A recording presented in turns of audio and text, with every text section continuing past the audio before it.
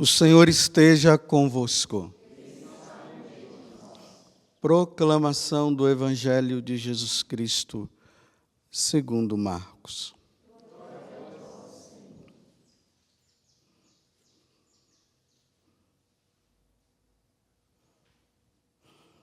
Naquele tempo, um escriba aproximou-se de Jesus e perguntou: qual é o primeiro de todos os mandamentos?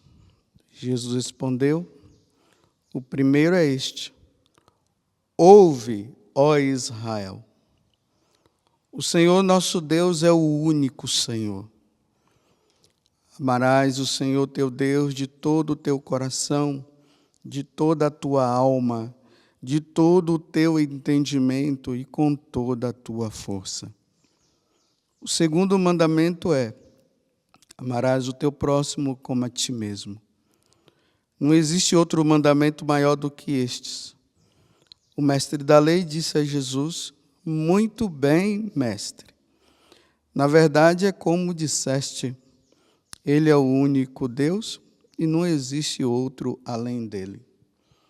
Amá-lo de todo o coração, de toda a mente e com toda a força, e amar o próximo como a si mesmo, é melhor do que todos os holocaustos e sacrifício. Jesus viu que ele tinha respondido com inteligência e disse: tu não estás longe do reino de Deus. E ninguém mais tinha coragem de fazer perguntas a Jesus. Palavra da salvação. Glória a vós, Senhor.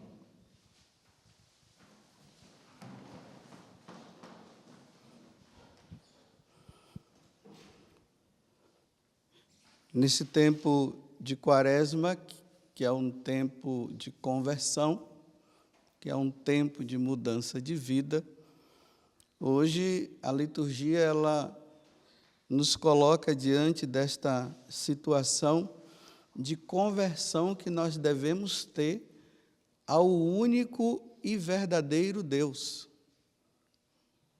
Você vê que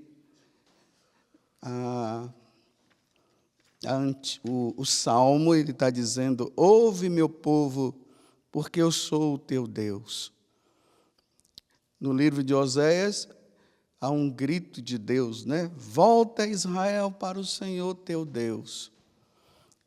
E no Evangelho, esse escriba que vai perguntar para Jesus qual é o maior de todos os mandamentos, porque aquela equipe, né, vamos dizer assim, aquela equipe religiosa dos tempos de Jesus, que não acreditavam que Jesus era Deus, que era o Messias, eles começaram a fazer um monte de perguntas, né, para tentar pegar Jesus em alguma situação, para assim prendê-lo.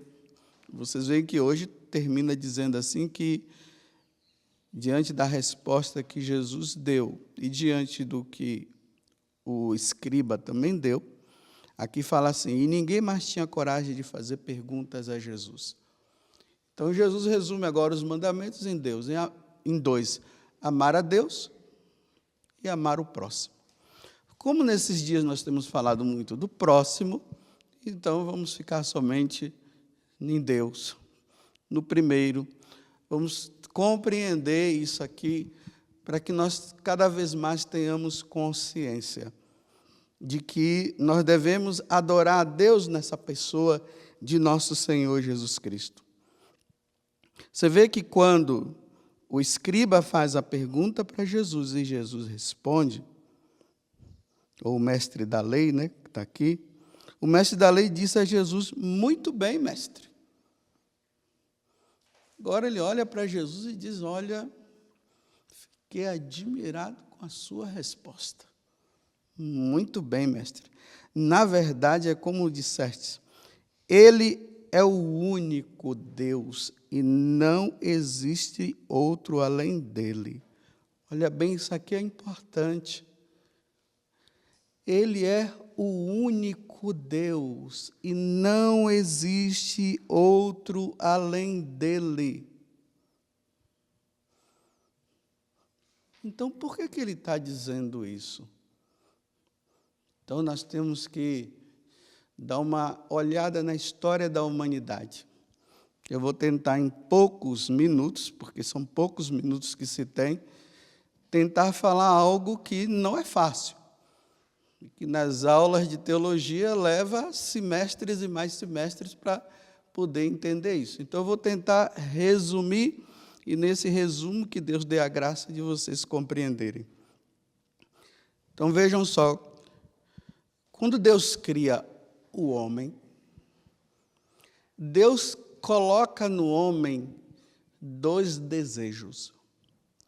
O primeiro desejo é de amá-lo, de servi-lo, de encontrá-lo, de viver só para Ele. Esse é o primeiro.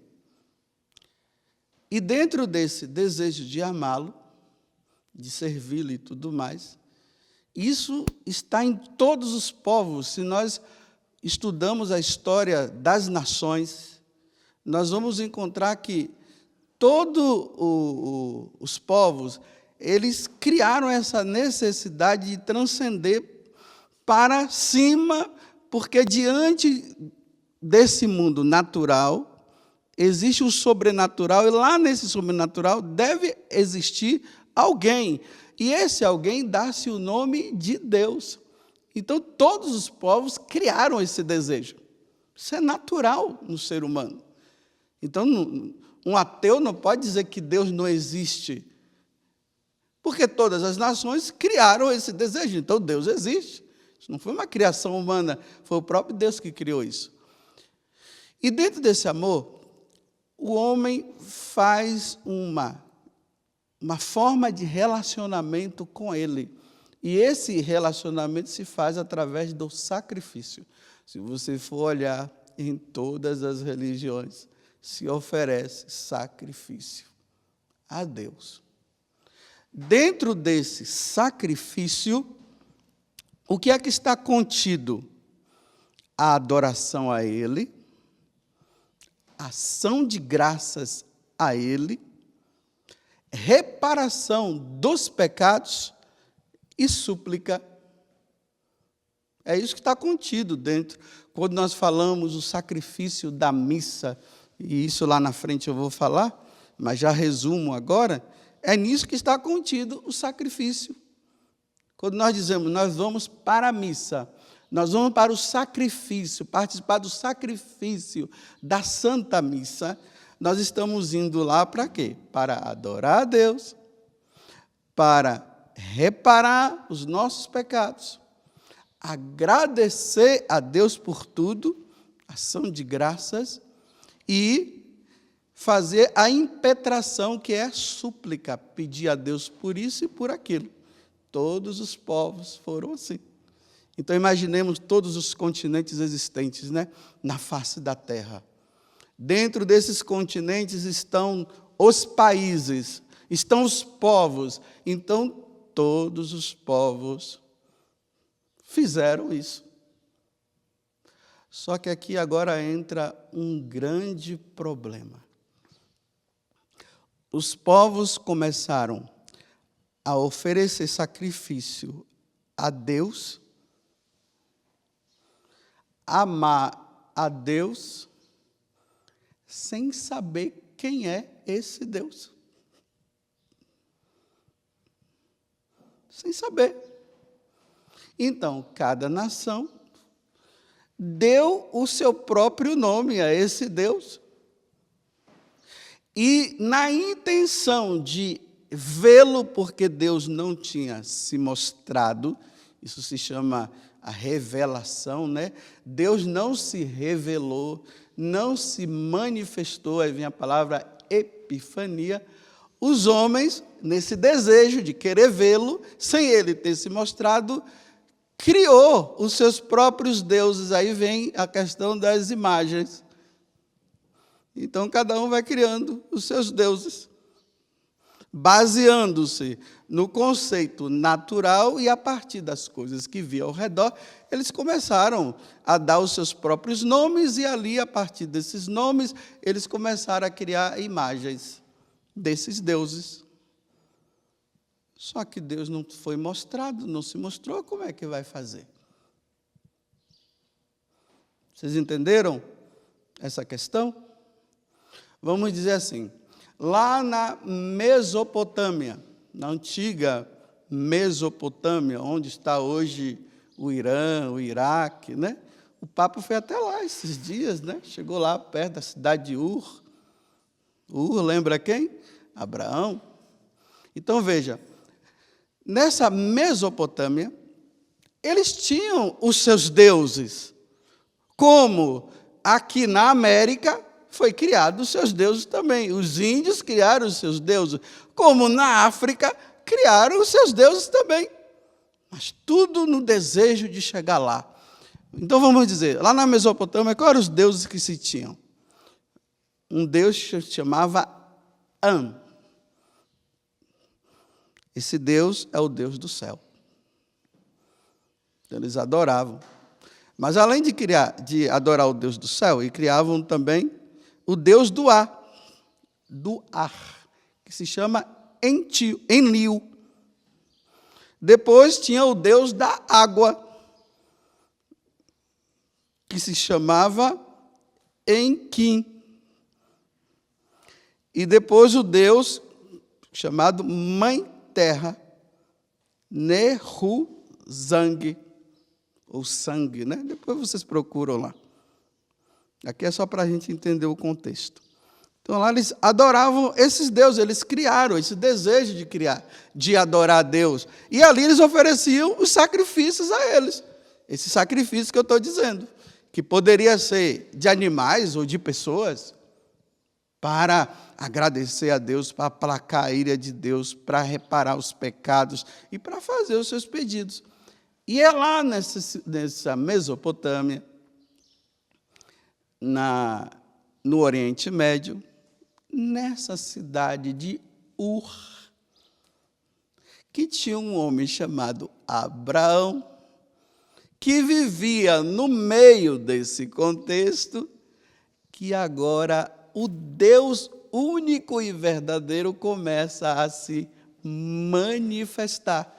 Lá no capítulo 12 do Evangelho, no capítulo 12 do Gênesis, você vai ver, né?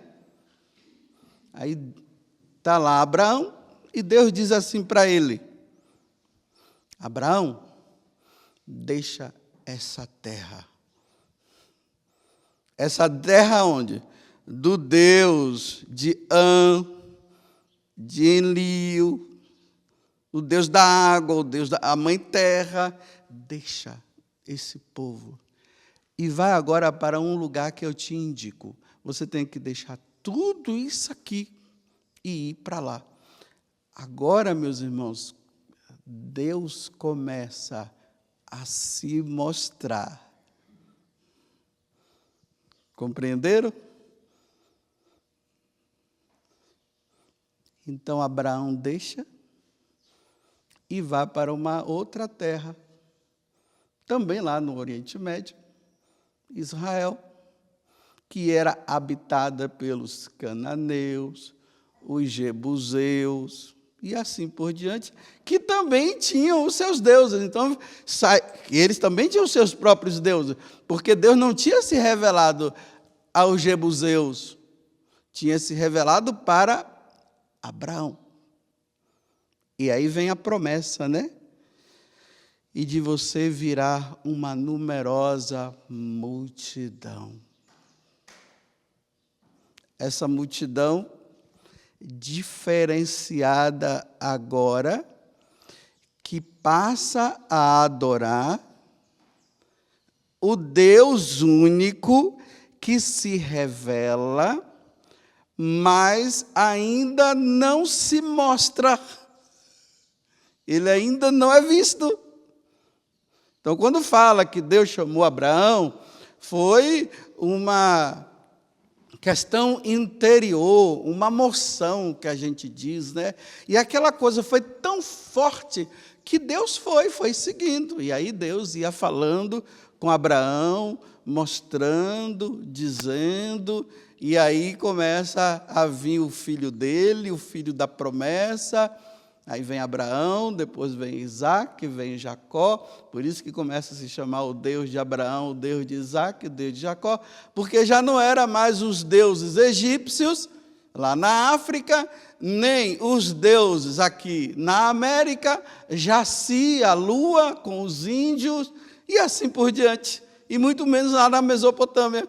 Agora é o Deus de Abraão, de Isaac e de Jacó. Esse Deus de Abraão, de Isaac e de Jacó tem um sentido. É o Deus que se revela, que se mostra. Os outros foram criações humanas dentro desse desejo de querer ver Deus, de servir, de oferecer sacrifício. Eles criam. É por isso que aqui na primeira leitura, falando dos assírios, ele diz assim, olha, volta para mim, porque eu não sou um Deus de criação humana. Por isso que agora ele se revela. E aí, a partir de Abraão, forma esse grande povo, que depois, a partir de José, quando vai para o Egito, está ali, nas mediações de Israel, vão agora para o Egito a partir de José, e lá eles se tornam escravos. Aí, lá no Egito, você tem os seus próprios deuses também, mas agora já existe de forma concreta o Deus de Abraão, o Deus de Isaac e o Deus de Jacó. Eles não podiam se misturar agora, porque lá no Egito os deuses deles eram tudo, Um gato era um deus, o cachorro era o deus, os animais de uma forma geral. E o faraó também se considerava um deus. É por isso que agora Deus, através de Moisés, que se revela na sarça ardente,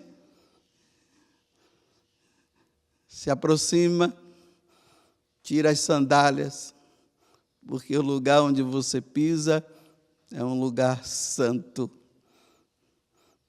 Imagina Moisés com cabeça de egípcio, com os deuses do egípcio na cabeça dele, que ele adorava também, e agora Deus se mostra para ele e diz assim, epa, não é ele não, sou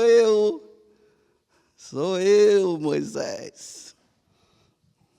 E quando eu for falar para o faraó que Deus me falou que é preciso tirar esse povo para levar para o deserto para prestar um culto único e verdadeiro ao verdadeiro Deus, como é que eu vou dizer para ele, já que tem tantos deuses lá? Aí Deus diz assim, olha, diga para ele que eu sou. Diante dos outros, eu sou. Eu vou falar assim de uma forma bem brincando com vocês, E isso aqui dá para entender nos tempos de hoje. Eu sou o cara. Os de lá, nada a ver, sou eu. Ou seja, Deus é. A definição de Deus é, Deus é. Pronto. Porque o contrário disso não tem. Ele é. É a partir dele que tudo é criado. Então Deus manda Moisés, agora com aquele povo, leva para o deserto para prestar o culto, ou seja, oferecer o sacrifício de adoração, de ação de graça, de reparação dos pecados, de súplica ao Deus verdadeiro. Já não é mais aqueles outros deuses. Vocês compreendem? Estão entendendo, Por isso, voltemos ao que o Evangelho está dizendo. O único Deus, amarás o único Deus.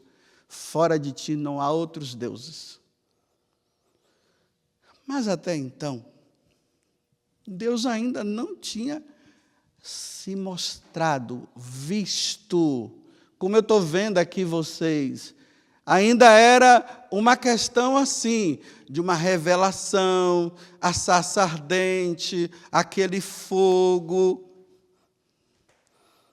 E aí lá no deserto Deus começa a falar para Moisés que o sacrifício que deveria ser feito tinha que ter um sacerdote, aí vem as vestes do sacerdote, como ele deve fazer, tinha que ter um altar com as medidas todas, tinha que ter o animal para ser oferecido em sacrifício, para ter essa adoração. Por isso que o povo de Israel, no templo, eles levavam o animal para ser oferecido. Mas até então, nada de ser visto. Tinha a Arca da Aliança, com aqueles 2 querubins, com aquele prato lá onde se colocava o sangue, com as tábuas da lei e a vara de Arão, que quando foi colocado lá no tabernáculo, e quando foi colocado no templo, quando Salomão construiu, aí teve aquela coisa, né? A Shekinah, aquela fumaça toda dentro do templo, e aquele negócio todo que o pessoal diz, Deus está aqui, mas Deus não era visto. Se via através da arca. Todo o contexto da arca era a presença de Deus, mas não visto. E aí, no capítulo 4 do Gálatas, São Paulo diz, capítulo 4, versículo 4, chegando à plenitude dos tempos, ele veio no meio de nós através de uma mulher. E o Verbo divino se encarnou e habitou entre nós. Esse Deus único, de Abraão, de Isaac e de Jacó, que se distingue de qualquer outro Deus, porque os outros não existem, ainda não era compreensivo que ele é um Deus único em 3 pessoas, o Pai, o Filho e o Espírito Santo. E a segunda pessoa da Santíssima Trindade, Jesus, ele vem e agora ele revela algo que nem no povo de Israel ainda não se tinha consciência, que existe o Pai, que existe o Filho, que é ele, que existe o Espírito Santo. E a pessoa do Filho, ele agora se mostra, ele é visto. O Espírito Santo não foi visto, ele apareceu em forma de pomba, mas não é uma pomba. O Pai não é visto, e agora Jesus é visto.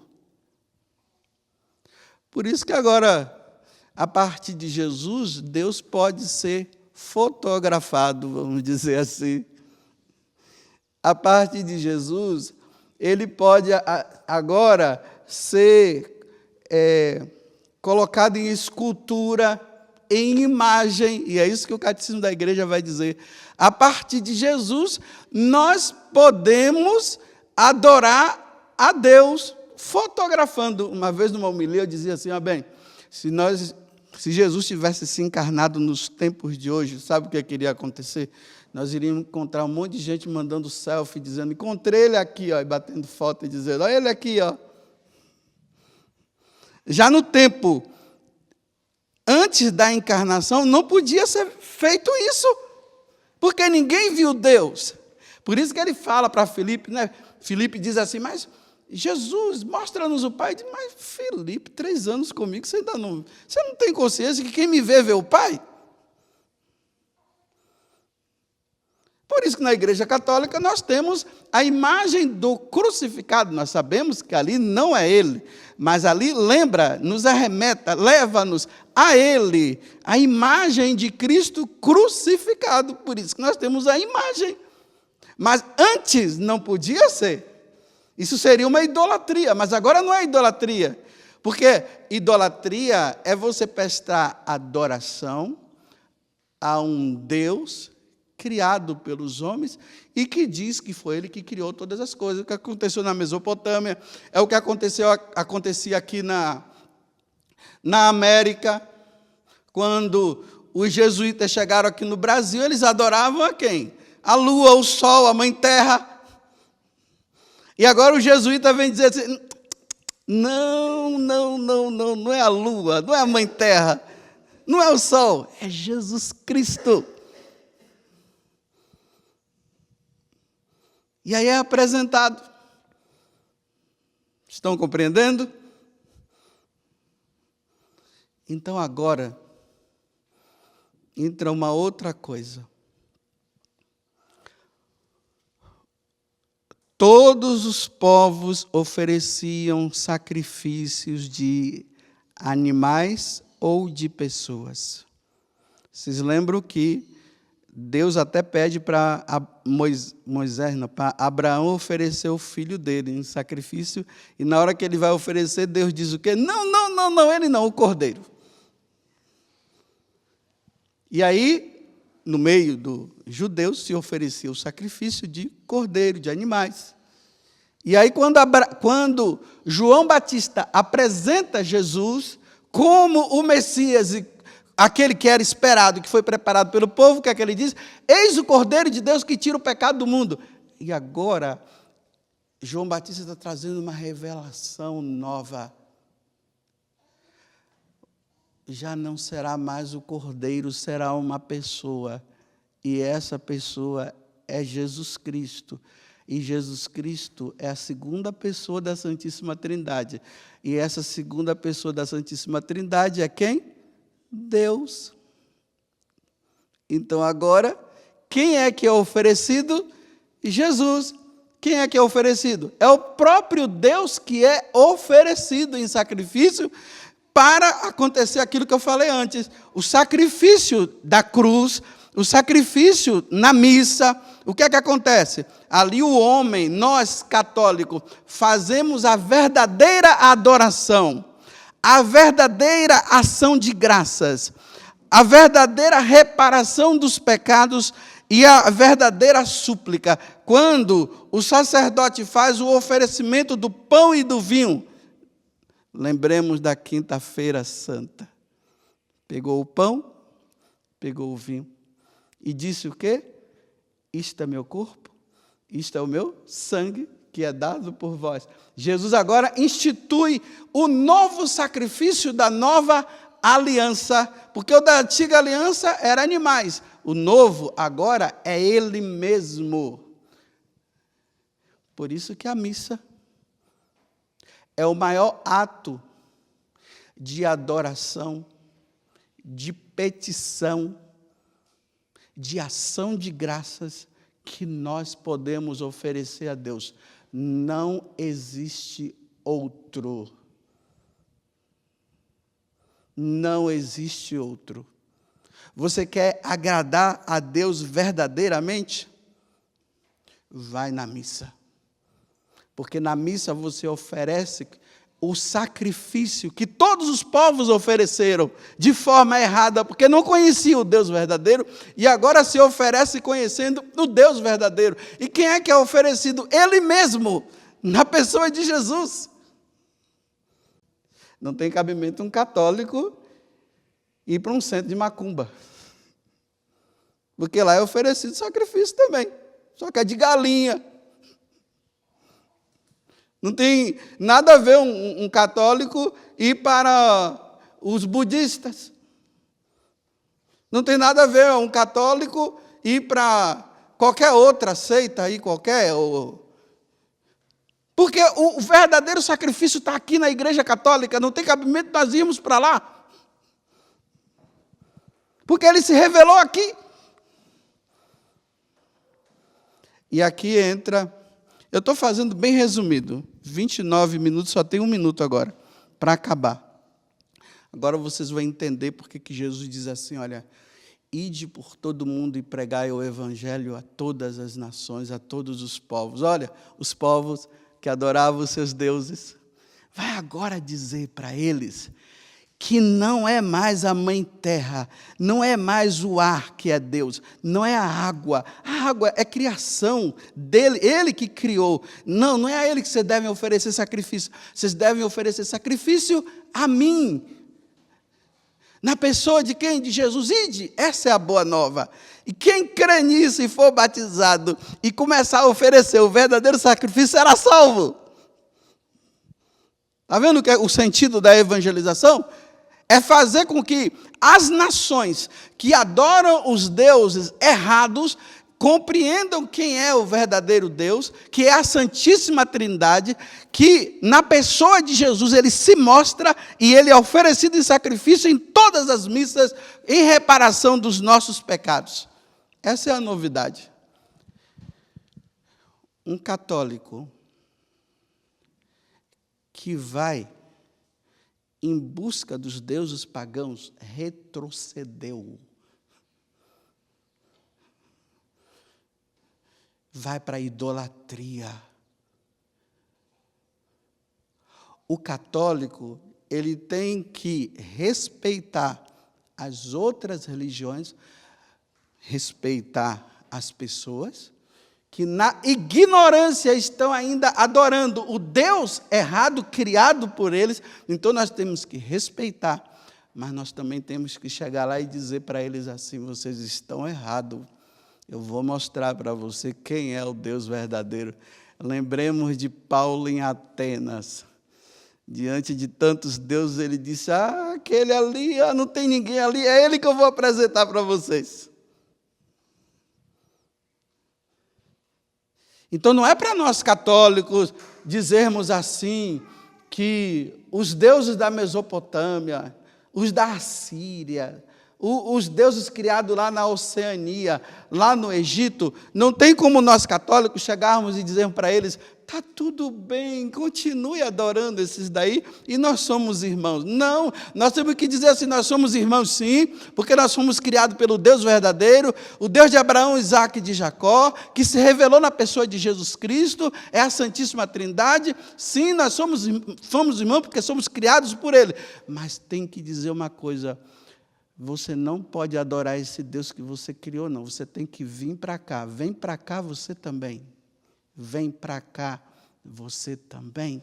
Vem adorar o verdadeiro Deus, porque todo aquele que adorá-lo e conhecê-lo e oferecê-lo em sacrifício pela remissão dos pecados serão salvos. Vocês compreenderam? Bem, está bem resumido. Eu acho que está bem, né? Se tiver algumas coisas aí, vocês vejam, né? Procurem a Áurea e a Ivonise e os outros que estudam teologia para ajudar vocês. Mas eu fiz um resumo.